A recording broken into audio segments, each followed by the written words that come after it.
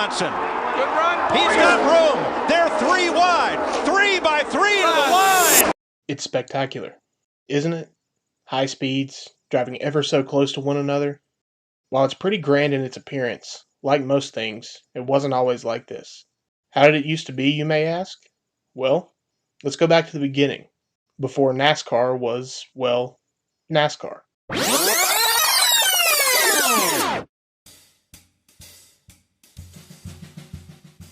The first documented closed-circuit motor race in the United States would take place at a horse racing track located in Narragansett Park in Rhode Island, sometime in September of 1896. A handful of cars competed in the event that had a distance that was never specified. Frank Duryea would be declared the winner, driving a vehicle that he had built himself. And just like that, auto racing in America was off and running. With the 20th century unfolding, auto speed shows would turn up all across the earth. Races would be held on public streets, hurriedly built circuits, rutted dirt tracks designed not for auto races, and along the shores of Daytona Beach in Florida. In February of 1903, an organized speed tournament would take place in Ormond Beach, Florida.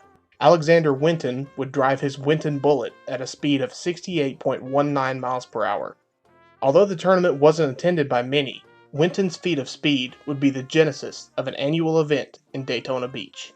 Rich sportsmen, innovators, and just straight-up speed junkies would take to the beaches of Daytona to test the limits of their vehicles. Just a few years later, the world would look on in amazement at the events taking place on the shores of Daytona. The events eventually became an international gathering, with speeds increasing and records breaking almost as quickly as they were being written. Just 32 years after Winton's speed run at just over 68 miles per hour, the 300 miles per hour run was now the goal for many. On March 7, 1935, Sir Malcolm Campbell would strap into a 5-ton vehicle with a 2,227 cubic inch engine and would dart across the sandy shores at 276.82 miles per hour. He had surpassed 300 miles per hour on one of his runs down the shore, but his two-way average slowed due to difficult conditions. Shortly after Campbell's run, the speed trials would be moved to the salt flats of Bonneville, Utah. With the speed trials gone, the city officials of Daytona Beach examined the possibility of losing the lure of auto racing in their community. A year later, in March of 1936, in an effort to keep racing present in the town of Daytona Beach, city officials organized a stock car race. A 3.2-mile beach and road course would become the new closed course of Daytona Beach. Milt Marion would go on to victory, with a youngster by the name of Bill France finishing in 5th. In many ways, the story could end here. I could tell you about how stock car racing skyrocketed in popularity and never looked back. Right? Well, I would be lying to you. The Daytona Beach event was in many ways seen as a failure, both artistically and financially. It actually appeared that auto racing in Daytona Beach had run its course, and was on the verge of being no more.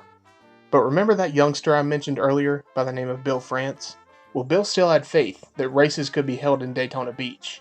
So, he started promoting races himself. At first, the races weren't very spectacular. It was a new venture for Bill, but he still had some success with his small-time races. While Bill was working to try to keep racing alive in Daytona Beach, in 1938, a major event was scheduled to take place at the 1-mile Lakewood Fairgrounds Speedway. It would be dubbed the National Championship Stock Car Race, a 150-mile race for late-model American-made stock cars. Unbeknownst to everyone, a young man would steal the show that day.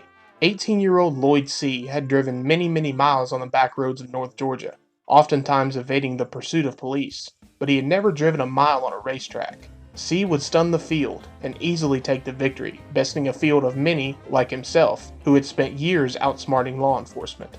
Soon after, other stock car races began being held at rough dirt tracks across the South. Many of these tracks had been poorly built, often just carved with a tractor blade over a few days. There were very little, if any, measures taken for the safety of drivers or spectators. To add to that, the events had little promotion, no organization, no rules, and promoters who were the definition of the word crooked. A promoter would often skip town with the gate money before the race had ended. Others would hang around and pay the drivers for putting on the show, but you couldn't always count on getting paid the amount that the winner was promised. The sport was growing fast, almost too fast, and it was desperately in need of organization. Bill France would be the man to step up. He had become a well-established driver since the beginning of his venture in promoting races. In 1940, he had begun winning races regularly. He won a 200-mile race at Fort Wayne, Indiana, the biggest race of the season. He also took the checkered flag at Daytona Beach, as well as finishing second in another big race at Langhorne. By season's end, France would be named 1940 National Stock Car Racing Champion, even though there was no point system to document it. As he traveled from race to race, he added to his knowledge of promoting stock car races. Throughout his ventures, he learned what drivers, teams, officiating, and the sport itself needed to grow. Throughout 1941, stock car racers would have to endure a grueling schedule, including 4 championship races held at Daytona.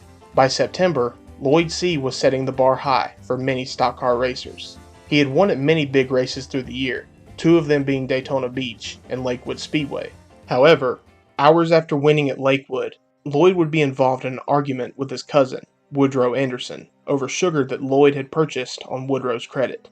The argument would escalate and C would be shot to death by Anderson. The driver that Bill France would go on to claim as the greatest driver he had ever seen was murdered at age 21.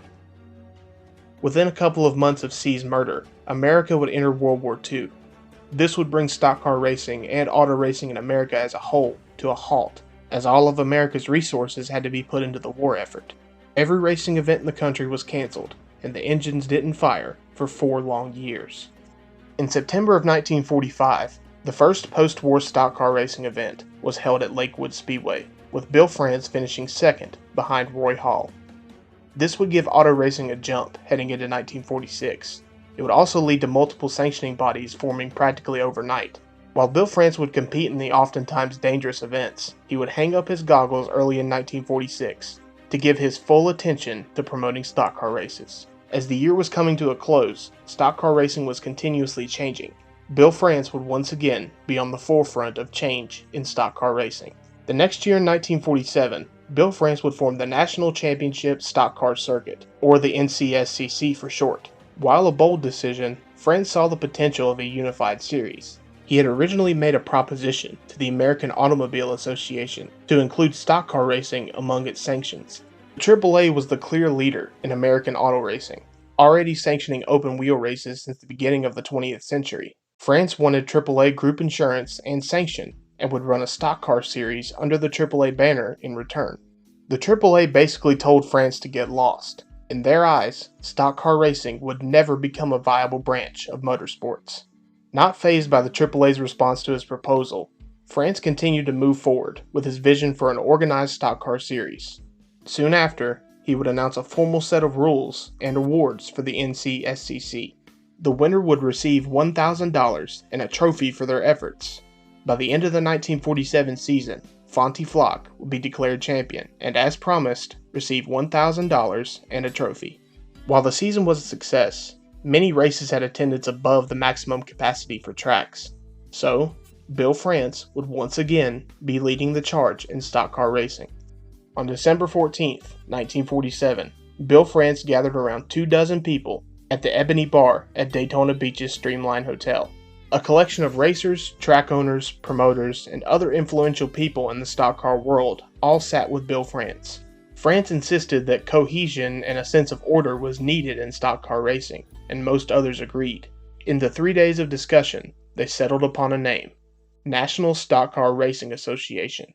Doesn't have the same ring as what we've come to know now, does it?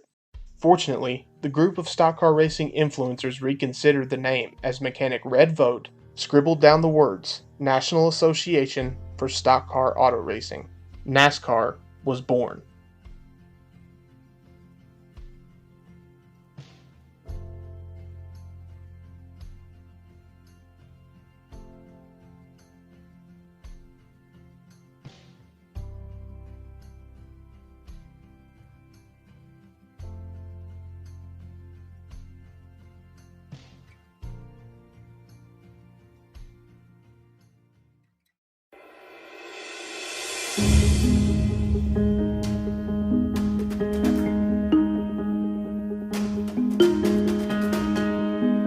Bill, it's wonderful to have the opportunity of bringing this race to so many people. And so I said, well, to myself, I said, those fellas ain't got no more experience to run this dang race car than I have.